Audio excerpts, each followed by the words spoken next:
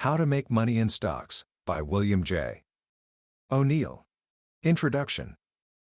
Imagine for a moment that it's the early 1960s.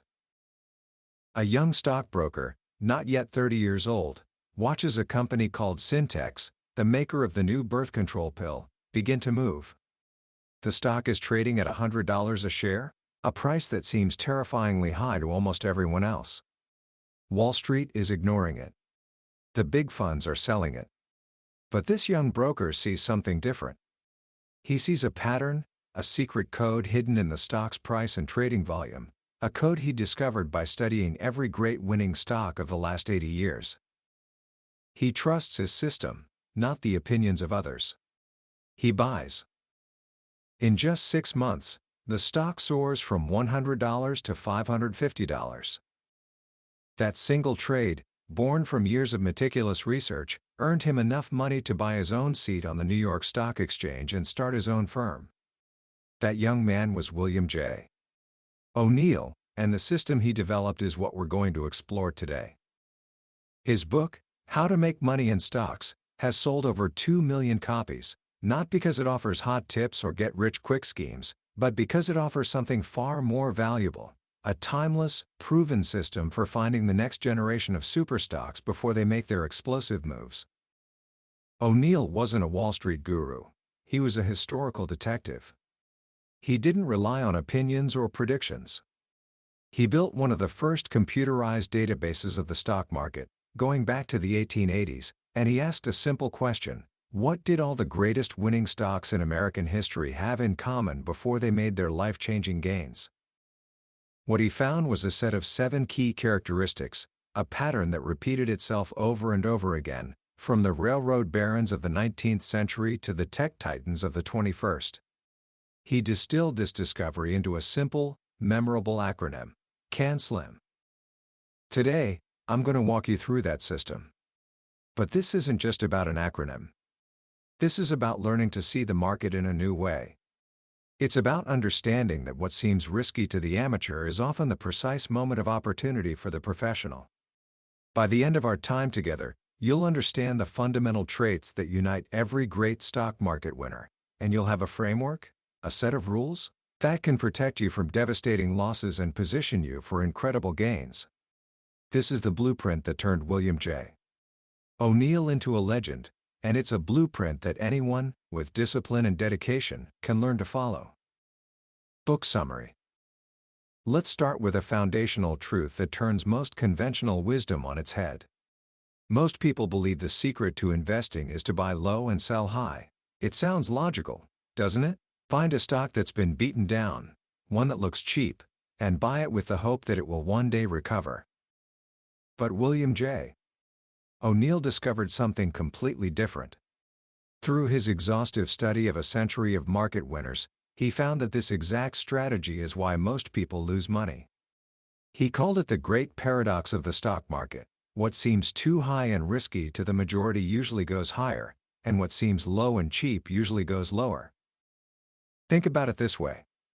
For a stock to go from $50 to $100, it first has to trade at $51, then $52, then $53, all new price highs.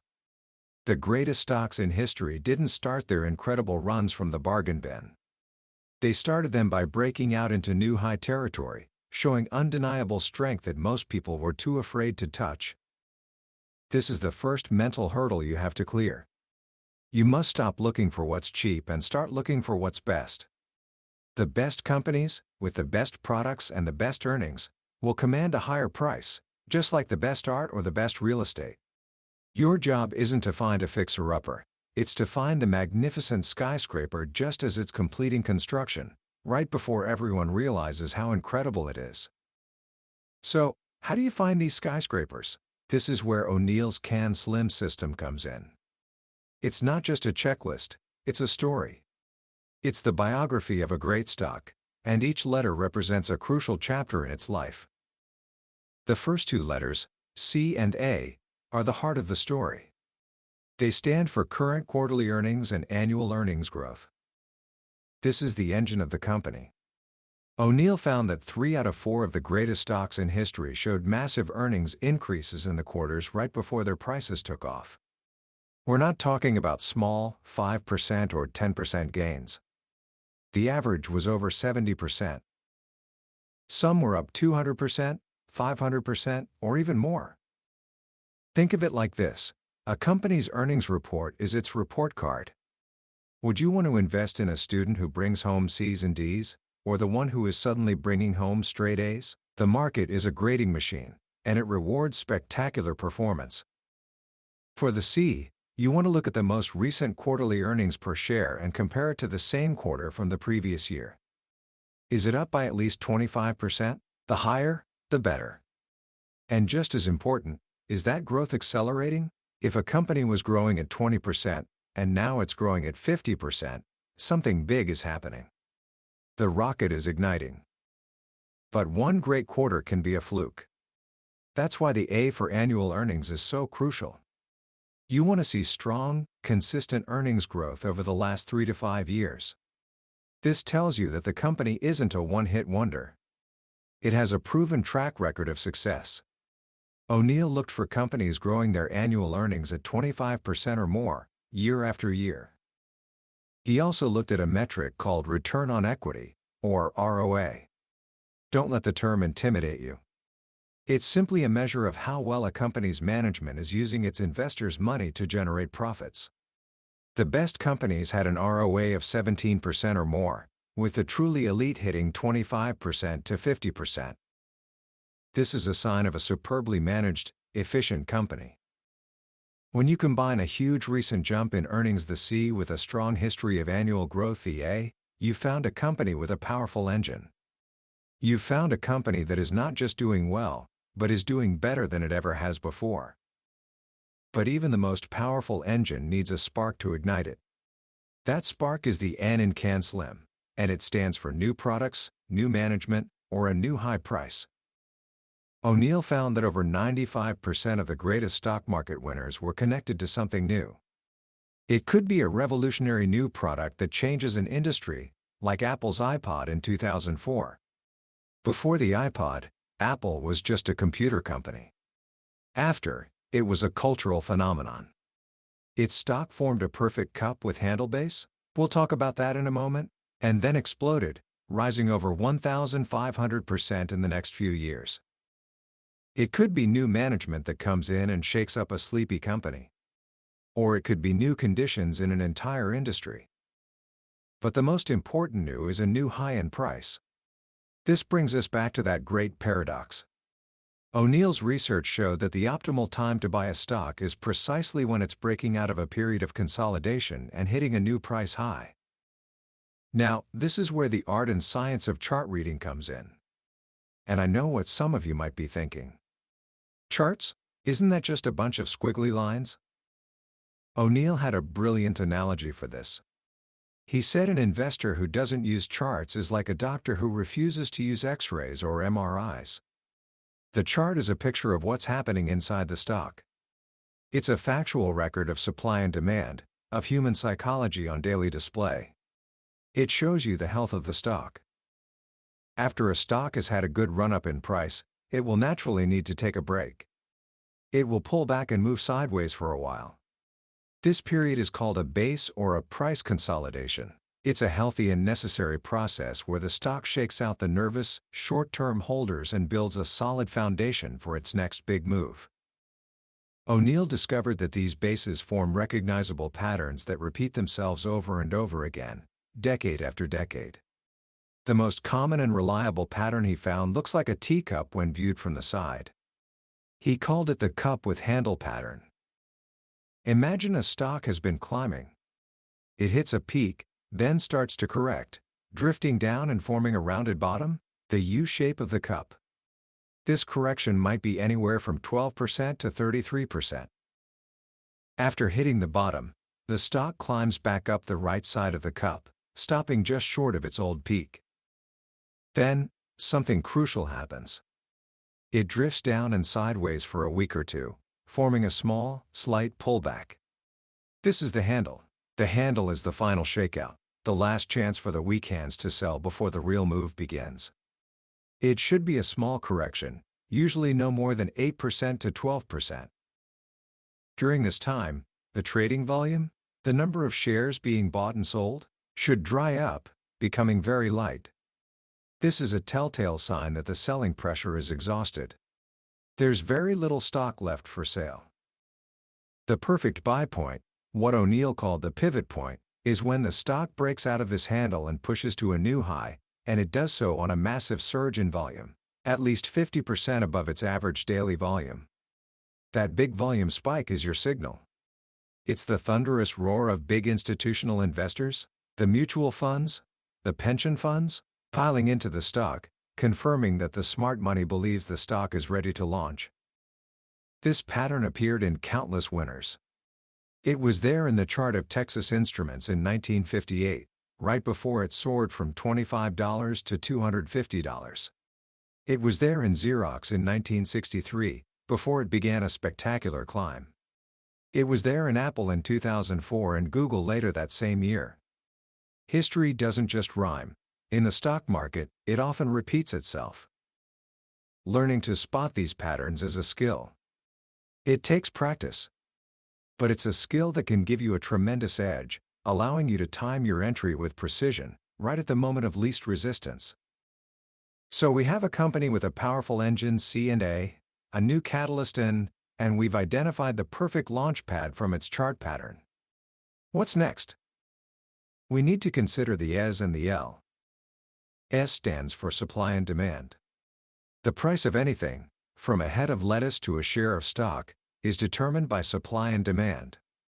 O'Neill observed that many of the greatest winners were companies that had a reasonable number of shares available to the public. If a company has billions and billions of shares outstanding, it takes an enormous amount of buying to move the price. It's like trying to turn an aircraft carrier.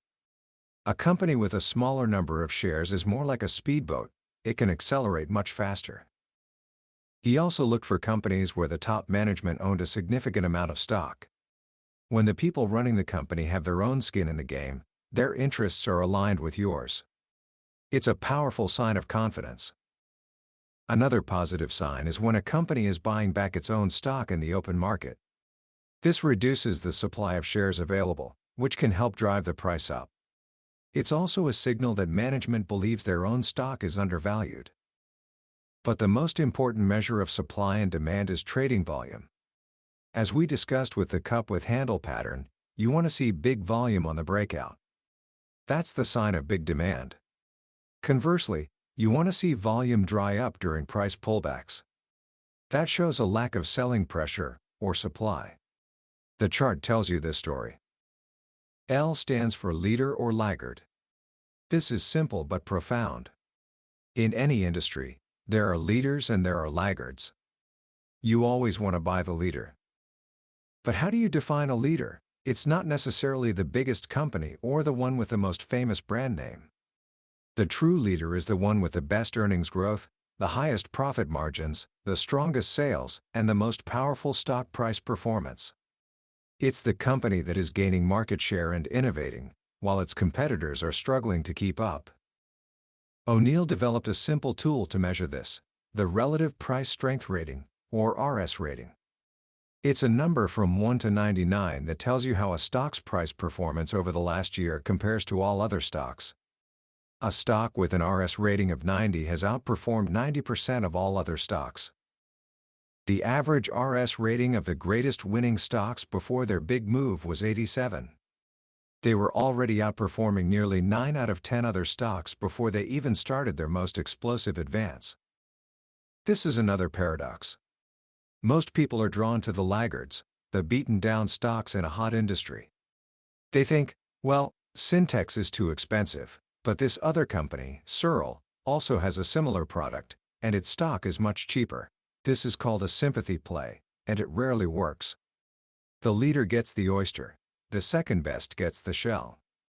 Your job is to buy the best of the best, the true leaders, even if they seem expensive.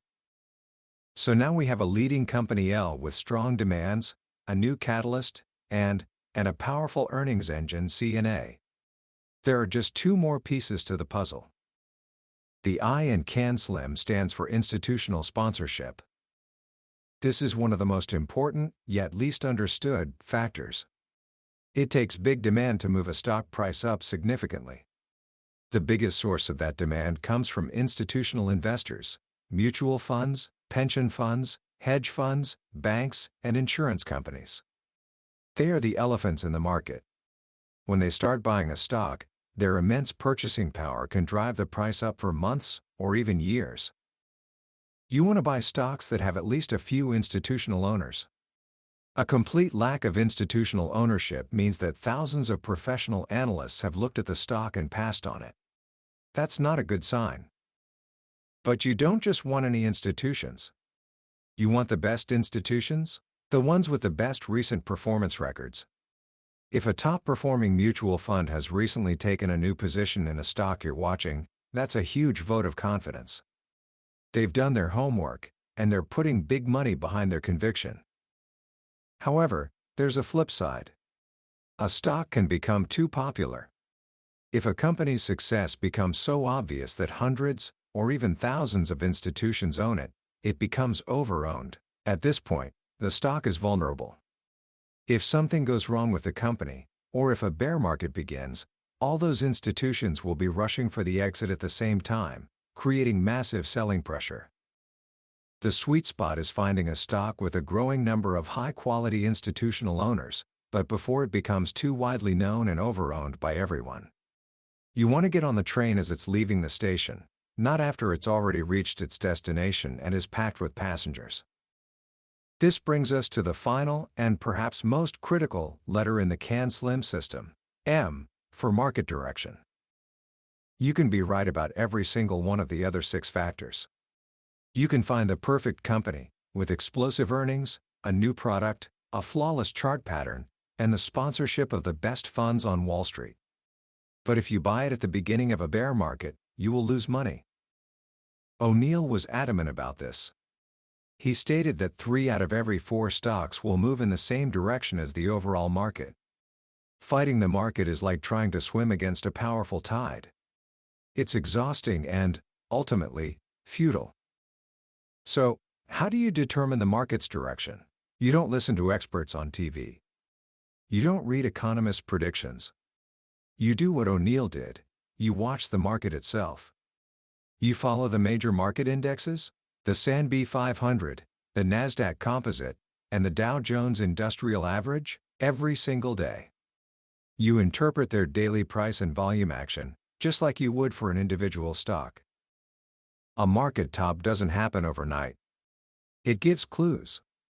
The most important clue is what O'Neill called a distribution day. This is a day when a major market index closes down, or stalls with little price progress, on higher volume than the previous day. It's a sign that the big institutional investors are quietly selling their holdings, distributing their shares to the unsuspecting public while the market is still near its highs. One distribution day isn't a problem. But when you see 4 or 5 of these days cluster together over a period of 4 or 5 weeks, it's a major red flag. The market is showing signs of internal weakness. The tide is about to turn. This is your signal to start selling your own stocks, taking profits, and raising cash. This isn't about predicting the top to the exact day. It's about recognizing the warning signs and acting defensively to protect your hard-earned profits. Thousands of O'Neill's readers did exactly this in March of 2000, and again in late 2007, selling their stocks and moving to cash before the devastating bear markets that followed. They were prepared because they knew how to read the market's message. Just as a market top gives warnings, so does a market bottom. A new bull market doesn't just spring to life. After a period of decline, the market will attempt to rally. The first few days are tentative. But then, usually on the 4th to 7th day of the rally attempt, you'll see what O'Neill called a follow-through day. This is a day where a major index explodes upward, say, 1.5% or more, on a big surge in volume. This is the market's green light. It's the confirmation that the new uptrend is real and has institutional power behind it. It doesn't mean you should rush out and buy everything in sight. It means it's now safe to start buying those leading stocks as they break out of their sound bases. Learning to interpret the market's direction is a skill that separates the successful investor from everyone else. It is the single most important element in the entire system. So there you have it. The CAN-SLIM system. It's a holistic approach. You need the strong fundamentals of C and A. You need the catalyst of N. You need the timing provided by chart patterns, S and L. You need the confirmation of I. And, above all, you need to be in sync with M, the overall market trend. But buying is only half the battle. O'Neill discovered early in his career that knowing when to buy was useless if he didn't know when to sell. This led him to develop a set of strict, non-negotiable sell rules. The most important rule, the one that is the cornerstone of his entire defensive strategy, is this: always, without exception, cut every loss at 7% or 8% below your purchase price. This is not a suggestion. It's an ironclad rule. If you buy a stock at $50 and it drops to $46, you sell. No questions asked. No hoping it will come back. You admit you made a mistake, you take the small loss, and you move on, preserving your capital for the next opportunity. Why is this so critical? Because every 50% loss starts as a small loss. Letting a loss run is the single most destructive mistake an investor can make. A 33% loss requires a 50% gain just to get back to even. A 50% loss requires a 100% gain, a doubling of your money, just to break even. The math becomes your enemy. Taking a small loss is like paying an insurance premium. You're protecting yourself against a catastrophic event. Yes, sometimes you'll sell a stock and it will turn around and go back up. It's frustrating. But you don't buy fire insurance because you know your house will burn down. You buy it in case it burns down. The 8% sell rule is your fire insurance. Now, what about taking profits? This is where most people get it backwards. They are quick to take small profits but slow to take large losses.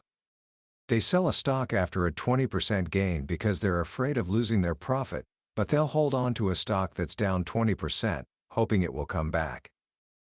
O'Neill's rule was to do the opposite: take your losses quickly and your profits slowly. His general rule was to aim for a 20% to 25% profit on your winning stocks. If you can make 25% on your winners and you cut all your losses at 8%, you can be right only 1 out of 3 times and still make money. But he had a crucial exception. If a stock is so powerful that it jumps 20% in just 1 to 3 weeks after breaking out of its base, you don't sell.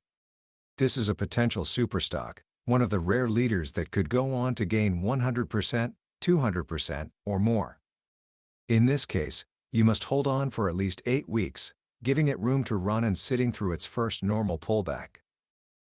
O'Neill also identified specific sell signals that indicate a stock is topping out. These are often signs of climax action, where a stock has a final, explosive burst of buying before it runs out of steam. For example, after a long advance, if a stock has its single largest day of price gain on its heaviest volume, it's often a sign the move is ending. Another is an exhaustion gap, where a stock gaps up in price in the morning after a long run. These are signs of euphoria, and euphoria is almost always a signal that the top is near. By having a clear profit and loss plan, selling losers at 8% and taking profits at 20 to 25% unless it's a superstock, you remove emotion from the equation. You have a system. You are no longer hoping, you are operating like a professional. Ultimately, the lessons from how to make money in stocks are about more than just an acronym. They are about discipline, about doing your homework, and about respecting the market. They are about understanding that success in investing doesn't come from being right all the time. It comes from having a system that ensures your winners are bigger than your losers. It's a journey of continuous learning, of studying your mistakes, and of building the mental fortitude to follow your rules, even when it's hard.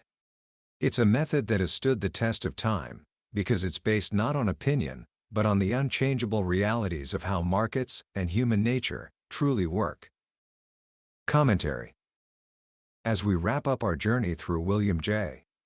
O'Neill's masterpiece, I want to take a moment to reflect on what makes these ideas so powerful and so enduring. When you strip everything away, this book isn't just about stocks. It's about a way of thinking. It's a manual for making decisions under uncertainty, and its lessons extend far beyond the world of finance.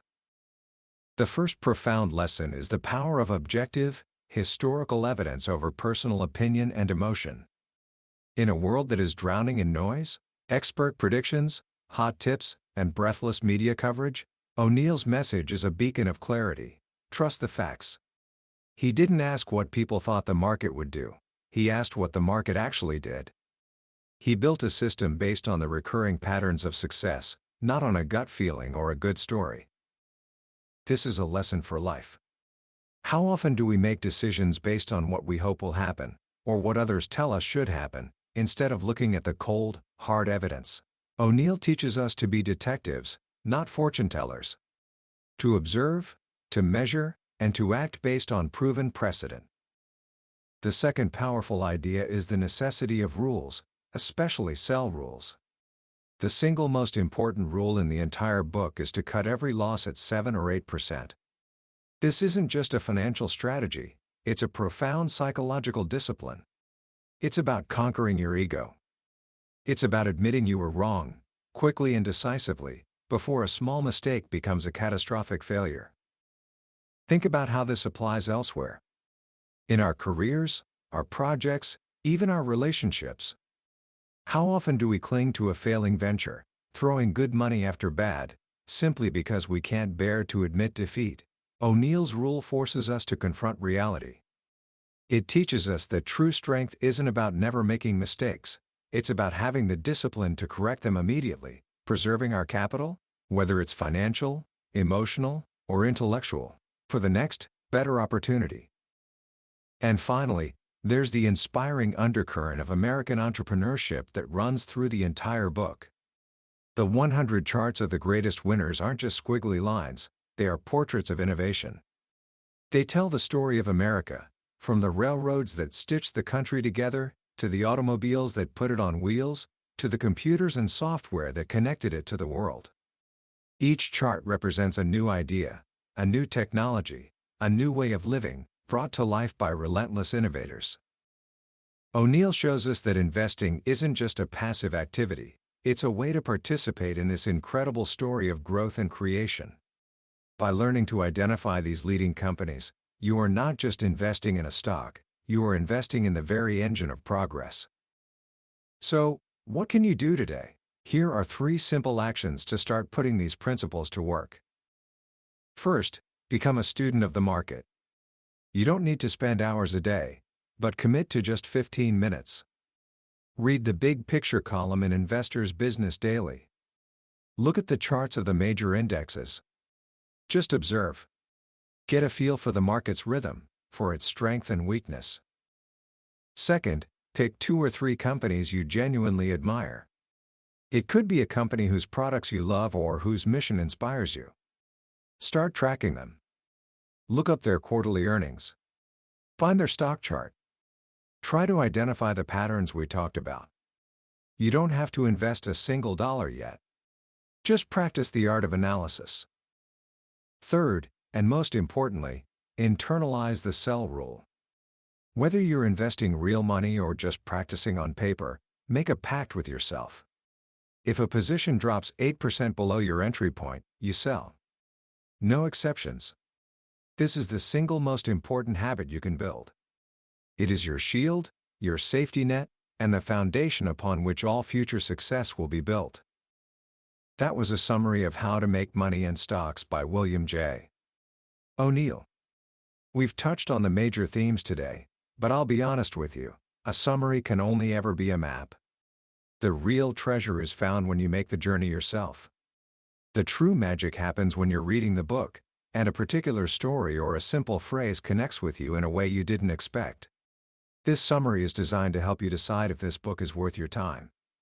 If anything we've talked about has resonated with you, I encourage you to grab a copy.